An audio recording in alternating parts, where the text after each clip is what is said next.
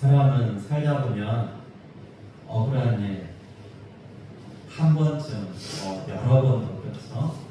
정말 억울한 일 당하고 또 겪게 되는 것 같습니다.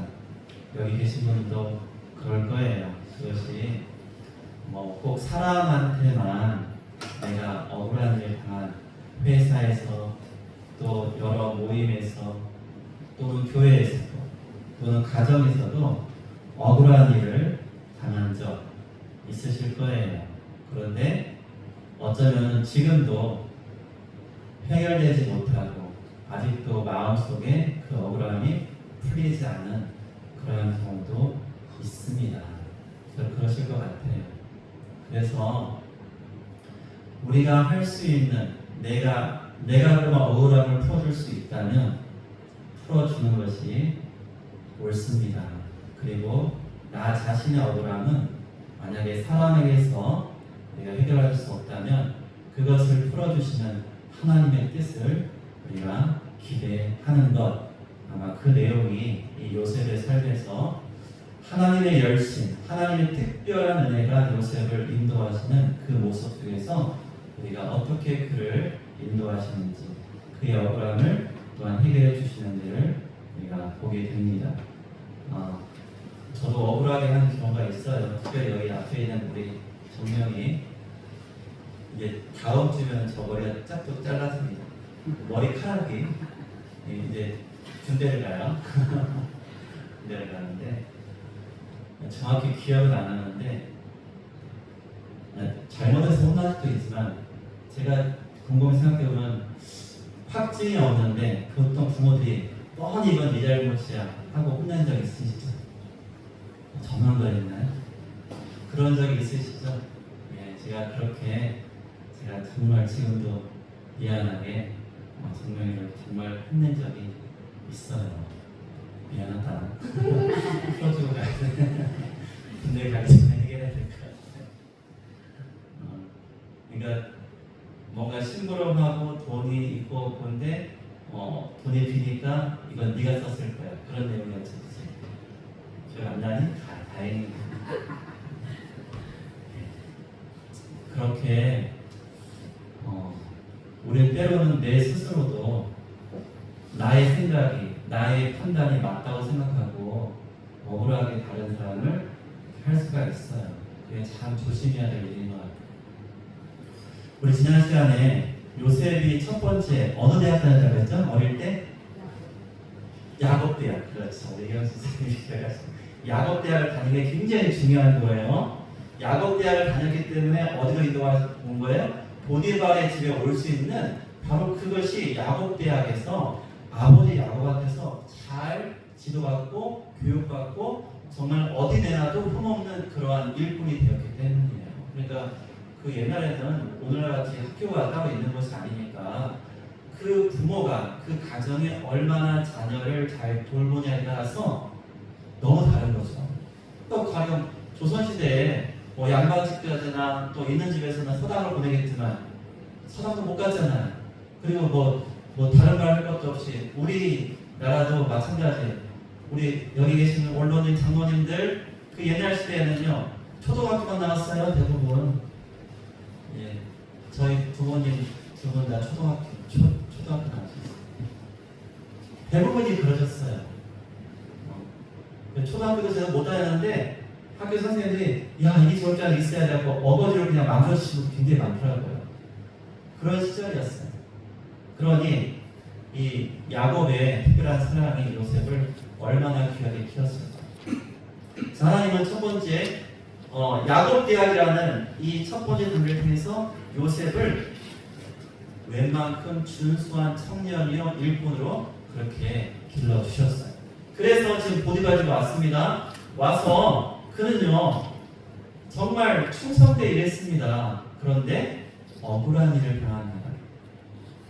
지금 사실은 이곳에 팔려온 것이 그에게 남아있는 굉장한 상처잖아요. 왜? 형들한테 팔렸잖아요. 처음엔 죽이려고 했어요. 누가 막았어요? 루벤이 막았어요. 루벤. 장남. 왜냐하면 자기 동생이 죽었으면 그 책임을 오롯이 누가 져야 돼요? 장남 지는 거예요.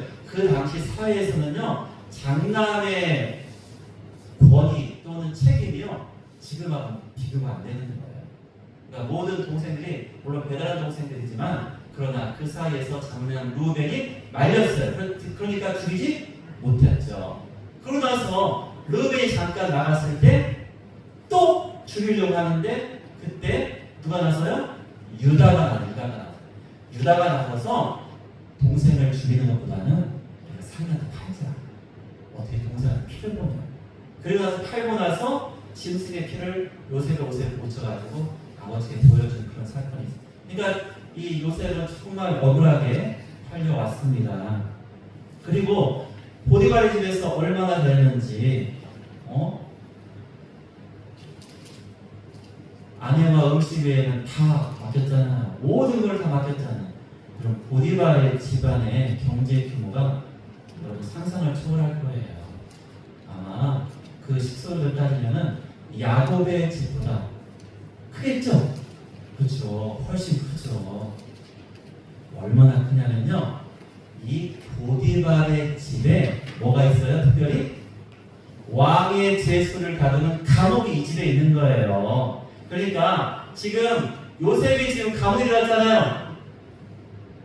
이 요셉은 집 밖으로 나온 게 아니에요. 사실은 자기가 있던 거처에서 자기 집 울타리 안에 있는 한켠에 왕의 제수를 다루는 그 감옥으로 장소를 옮긴 것 뿐이지, 아직은 어디에 있는 거예요?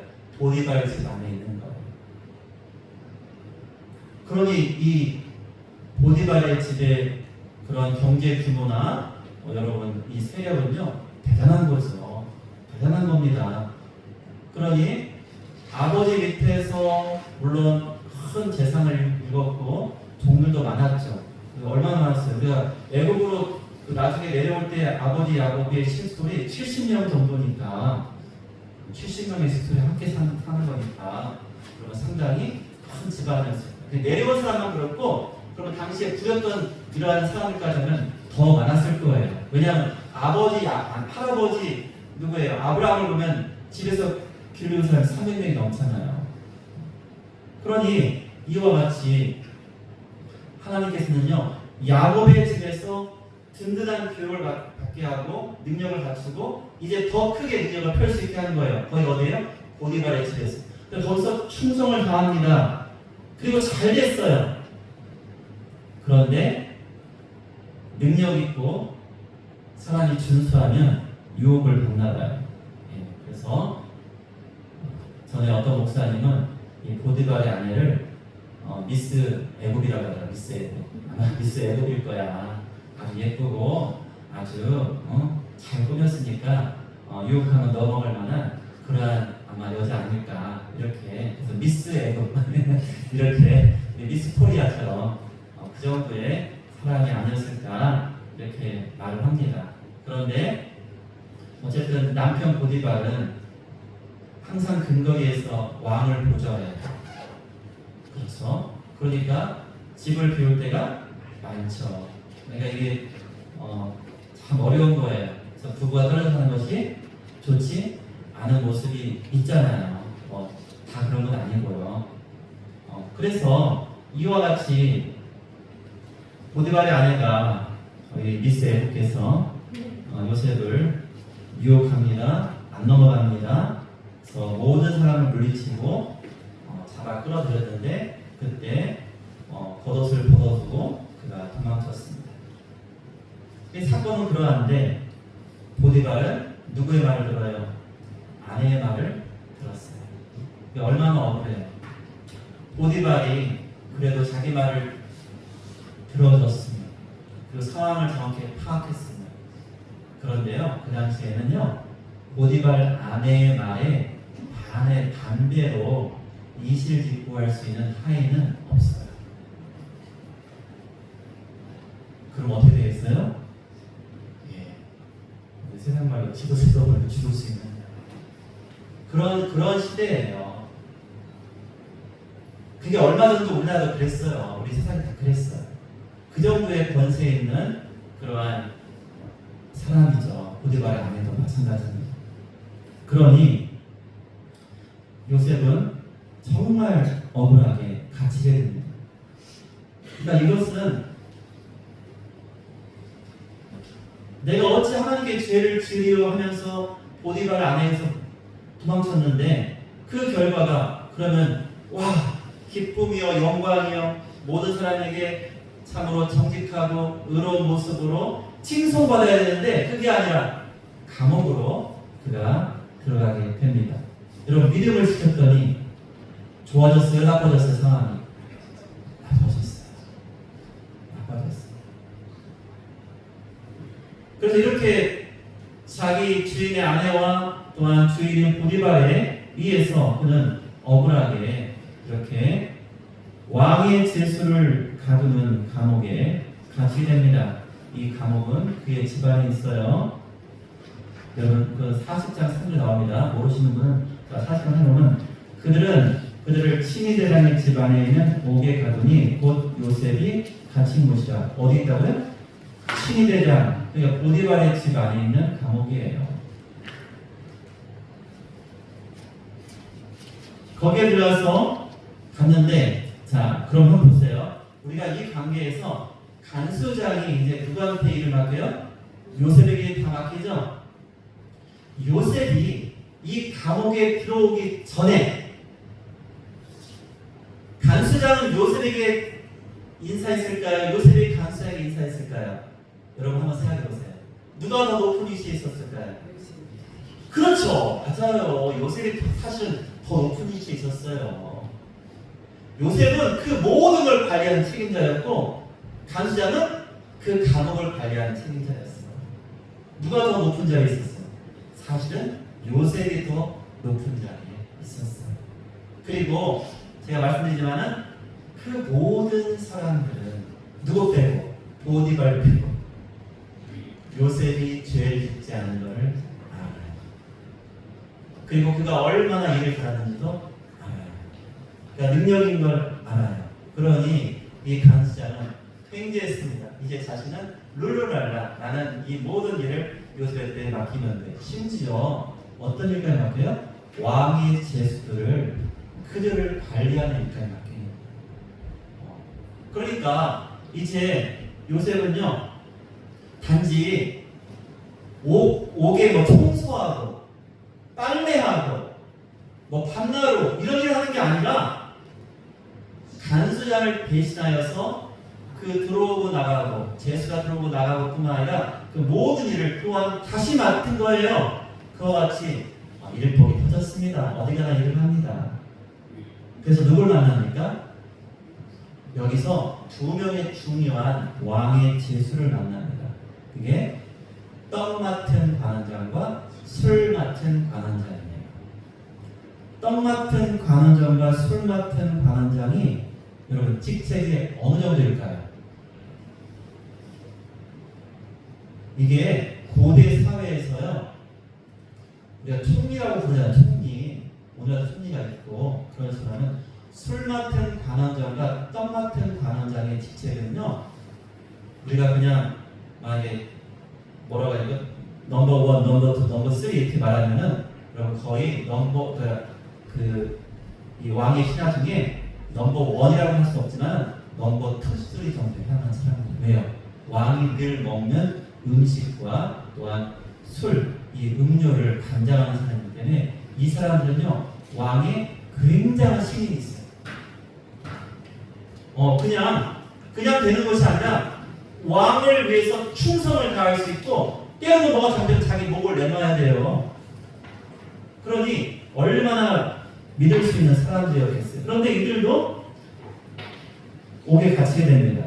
그래서 하루는 보니까 이 사람들이 다 근심의 빛이 있는 거예요. 40장에 가보니까 요셉이 7절에 이렇게 물어봐요.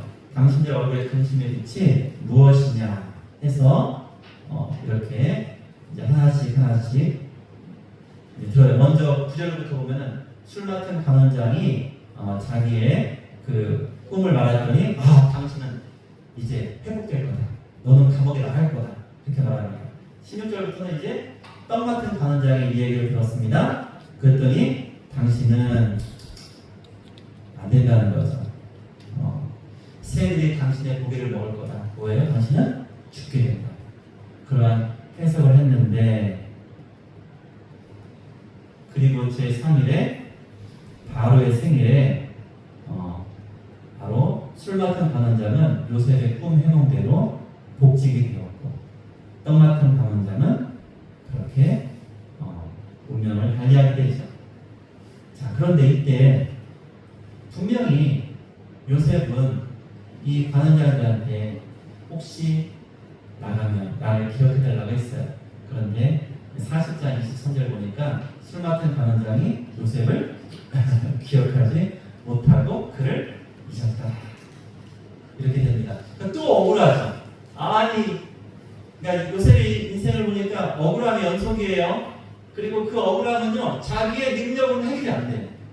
어떻게 할 수가 없는 거예요. 형들이 팔았을 때도 그렇고, 보디발 아내가 자기를 유혹하고, 또 보디발을 잘 믿지 않아주는 것도 자기 힘으로 어떻게 해결할 수가 없고, 또 이 감옥 안에서 나가버린 술밭의 관원장이 자기를 기억하지 못한다고 해서 어떻게 해결할 수 있는 게 없어요. 여러분, 정말로 답답하죠. 오늘날에는요, 그냥 억울한 당하면 이런저런 방법으로 호소도 하고 피켓 시위도 하고 여러분 합니다. 그런데 요셉에게는 그러한 길이 전혀 허락되지 않았어요. 그런데 바로 여기까지 이르렀던 억울함의 연속이 너무나도 중요하게도 바로 하나님께서는 요셉을 그 나라로 보내신 다음에 하나님이 다시 그를 회복시키시고 하나님의 뜻 가운데에서 인도하시기 위한 특별한 하나님의 규율이 있다는 거죠. 41절에 보면은요, 이제 요셉이 옥에 가신 지가 2년이 지난 2년이에요. 그러니까 옥에 얼마 동안? 2년 동안 같이 있었어요. 그때 바로가 꿈을 꿉니다. 그래서 살진 7 암소가 나오고요. 또 삐쩍 마른 7 암소가 나오죠. 흉하고 파리한 소. 그리고 또 아주 충실한 7 이삭이 나오고, 또 뭐가 나옵니까? 굉장히 마르고 흉측한 그러한 7 이삭이 나와가지고 이 앞선 것들을 삼키는 그러한 꿈을 꿉니다. 그래서 이 꿈을 해몽을 나왔는데 아무도 해몽하지 못할 때 이제 바로가 엄청나게 화가 났잖아요. 그때 그제서야 술 맡은 관원장이 요셉을 기억해서 바로 앞에 요셉이 오게 됩니다. 그래서 요셉의 힘으로는, 요셉의 능력으로는 전혀 가능할 수 없는 바로와의 만남, 그리고 그 만남에서 그는 이 꿈을 온전히 해몽하였어요. 그런데 꿈이 굉장히 여러분 대단한 게 뭐냐면요, 이 꿈을 해몽했는데 바로가 그걸 그냥 믿어요. 아직 되어진 것도 하나도 없어요. 이게 결국 7배의 풍년과 7배의 흉년이 있을 거라는 그 꿈인데 이제 앞으로 있을 일이에요. 그럴 것입니다라고 했을 때 바로가 어떻게 돼요? 믿어줘요.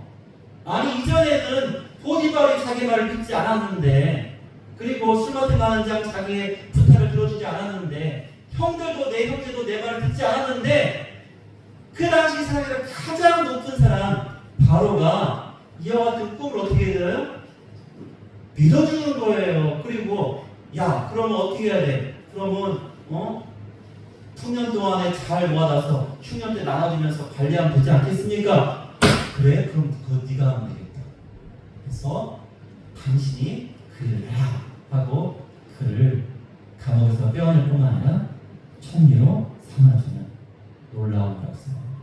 여러분, 이 반전을 이끄신 것은 뭐지? 하나님의 은혜인 거예요.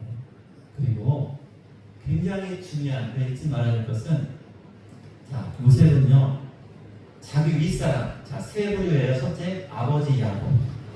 두 번째는요, 억울하겠지만 누구한테 충성했어요? 보디발에게 충성했어요. 그리고 이제 애굽의 왕 바로에게 충성하는 그러한 모습을 보였다는 것 우리가 잊지 말아야 됩니다. 나라의 관리가 되면 그 나라에 정한 올바른 일, 정의로운 일에 충성을 다하는 것이 옳겠죠. 그리고 당시에 애굽의 총리가 된다는 것은요, 사실 그 지역 근동을 다 따져서 그 모든 그 당시의 세계를 다스리는 그러한 위치에 있게 되는 것이죠. 자, 사람의 보기에 요셉은 분명히 고난 속에 억울함 속에 그가 이렇게 나락으로 떨어진 것 같지만, 그러나 하나님의 시간표에서는요, 그 시간이 힘들고 고달픈 시간이었어요. 그러나 그 시간을 통해서 하나님은 하나님의 방법으로 그를 살리시고 그를 애굽의 총리로 삼아 주시는, 그래서 하나님께서 가장 억울했던 요셉의 삶에서 이제 요셉은요, 억울함을 풀어줄 수 있는, 그리고 많은 사람의 고통을 그가 해결할 수 있는 그러한 위치에 서게 됩니다. 그러니 여러분 보세요. 우리가 정말 어려운 사람의 그러한 사정을 잘 아는 것, 여러분 아픈 사람의 사정을 잘 아는 것, 여러분 의사들은 아픈 사람의 사정을 잘 알 것 같아요, 모를 것 같아요? 그 느낌으로 말해요, 느낌으로. 다 다른데, 제가 봤을 때 많은 의사들은요, 안 아파 본 의사가 있잖아요. 잘 모르는 것 같아요. 그리고 안 봐줘요. 막 어릴 때 막 드레싱하고 그러면 아프잖아요. 근데 막 후비는 거예요. 안 죽는다고. 그런데 아파본 사람, 힘들어본 사람은 그와 같은 사람들을 이해할 수 있어요. 그러니까 여러분, 애굽의 총리가 되면 어떤 일을 하겠습니까? 많은 일들을 그가 듣고 해결하지 않겠어요? 그때 진정으로 올바른 판단, 그 억울한 사람들의 그 소리를 들을 수 있는 것, 여러분 이게 중요합니다. 아주 중요합니다. 혹시 우리가 대화하다 보면은 물론 자녀들하고 대화해서 많이 말하고, 아니면 자기보다 직급이 낮은 또는 연수한 사람들에게서 우리가 위에 있는 사람들이 흔히 하는 조금은 그럴 수도 있겠지만 우리가 하기 쉬운 실수가 뭐냐면, 다 알으니까 본로만 얘기해요. 우리 그런 말 많이 해요. 그런데 상대방은요, 그 말을 다 해야 자기 말을 하는 것 같아요. 있지 않나요? 네, 그런데 그걸 보면요, 법정에서도 많이 그래요. 법정에서도 막 지금 억울함을 호소하는 사람은 막 다 말해야 돼. 다 말해야 네 말이 나오니까 설명하려고 하는데, 재판관이나 뭐 변호사든 검사든 그 말은 됐어 하고 막 막더라고요. 많은 이러한 그 재판장의 모습들을 보면은. 그러니까 참 듣는 것이 쉽지가 않겠구나. 그럼 솔로몬의 지혜를 우리가 우리 교회학교 아이들하고 이렇게 나누었는데요. 솔로몬이 하나님께 간구한 것이 바로 뭐냐면 듣는 마음의 경청. 그리고 그것은 하나님의 뜻이 무엇인지를 분별하는 지혜를 달라는 거죠. 그래서 우리가 잘 아는 대로 두 여인이 와서 자기 아들을 하고 이렇게 했을 때 먼저 왕이 어떻게 합니까? 그 여인들의 말을, 양측의 말을 다 잘 듣는 모습들이 나타나요. 여러분 그렇게 듣는 것, 잘 들어주는 것, 아마도 그와 같이 요셉이 하나님의 은혜 가운데 애굽 총리가 되었을 때 그는 모든 사람에게서 인정받는 사람이 돼요. 잘 보세요. 여러분 요셉에 비견할 수 있는 높은 그 바벨론에서 높은 사람 된 사람 있죠? 누가 있어요? 다니엘이죠. 다니엘 있잖아요. 그런데 다니엘은 곳곳에 적이 있었어요. 그렇죠? 그래도 다니엘 틈만 나면 없애려고 했잖아요. 요셉을 보세요. 요셉은요, 저기 보세요. 요셉은요, 아마도 자기가 그 위치에 있을 때 더욱더 그 모든 사람의 마음을 알아주고 이해하고 소속들이 함께할 수 있는 그러한 사람, 아마 듣는 마음에 그러한 지혜가 있지 않았을까. 왜요? 가장 나라까지 가봤습니다. 그걸 어떻게 할 수 있냐면요, 왕의 제수를 가르는 감옥에 그냥 감옥이 아니라 2년 동안 하나님께서는요, 요셉한테 바로가 어떤 사람인지, 바로가 사람들을 어떻게 처리하는지, 이러한 신하들이 왔을 때 어떠한 일로 오는지, 그들이 어떠한 억울함을 당하는지 다 듣게 된 거죠. 2년 동안 완벽한 수업을 한 거예요. 뭐 할 수 있는? 총리가 되었을 때 누굴 상대할 수 있는?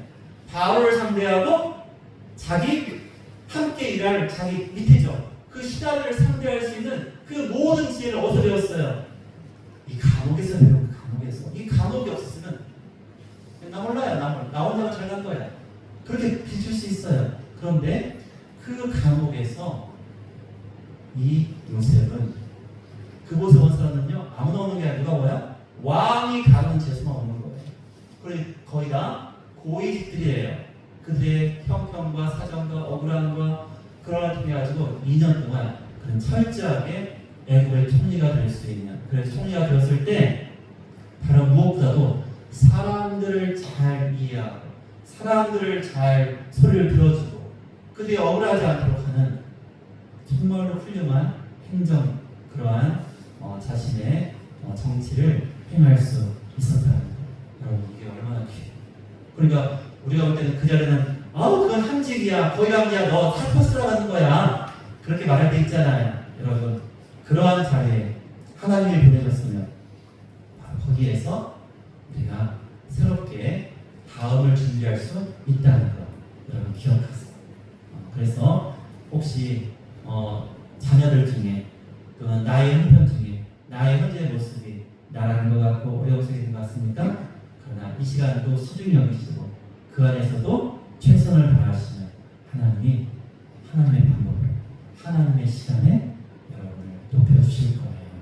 그리고 자, 요셉이 보디발의 아내를 뿌리치고 나올 때 한 말이 무엇입니까? 어떻게 하나님 앞에 죄를 짓겠느냐라고 그가 그렇게 말한 것처럼 우리가 늘 하나님께서 나를 지켜보시고 나와 함께 하시는 것 우리가 믿고 순종하면서 요셉에게 허락하신 그 형통함